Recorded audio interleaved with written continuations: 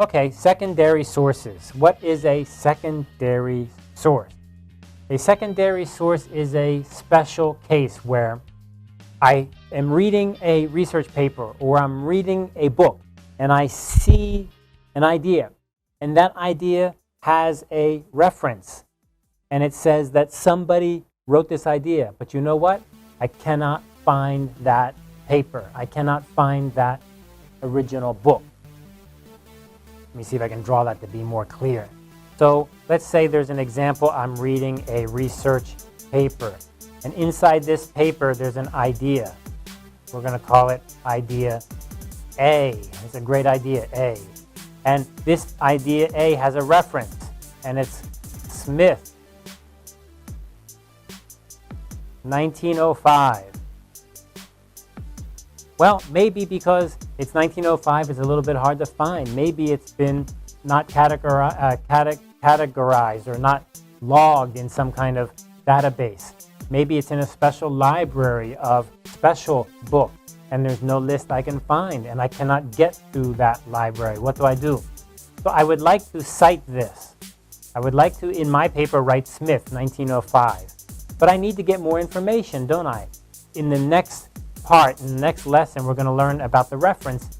And when you write your reference list, you need to have things like the name, the year, the publication date, maybe the publisher, the page number. You need to have a lot more information. Where do you get that information from? You need to go to the source, the original, the source.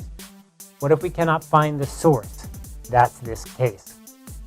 Thus, in this situation, I cannot find Smith. But I can find this research paper here, and this research paper is by Evans, and this research paper was published in 2015, and this research paper I can find, but this one here I cannot find. So what can I do? This is called secondary source.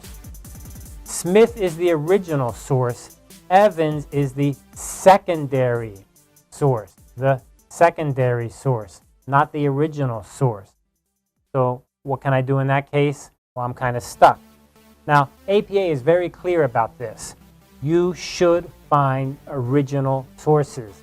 When you are reading a research paper and you see an idea and they reference someone like Smith, you should not copy that and say, oh, this is just like Smith's idea. No, you must find Smith's paper.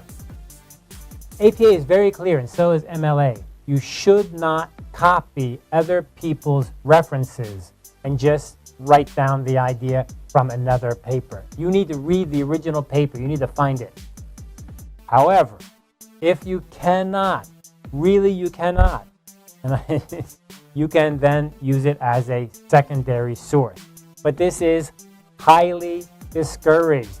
Absolutely not a good thing to do very much. Maybe just sometimes.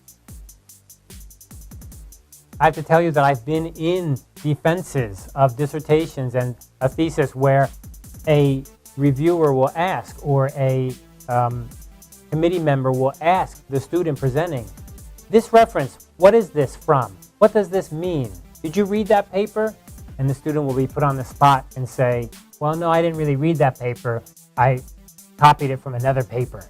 This reference was copied from another paper. And then once this happens, the committee member is very easy to say, well, how many did you do that way? Did you read any papers for this research? And things get sticky very fast. Very dangerous thing to do. But the APA does have a way to do this officially, and that is right here, as cited in. So in this case, Allport's diary, I would like to cite this, but I cannot find it. However, there is another person, Nicholson. He wrote about Allport's diary. So I can cite Nicholson, 2003, as cited in. Allport's diary, as cited in, shows an interest in this research. Okay? So this is the way to do it officially, but you don't want to do it much. And you certainly don't want to cheat and write references that you really didn't read.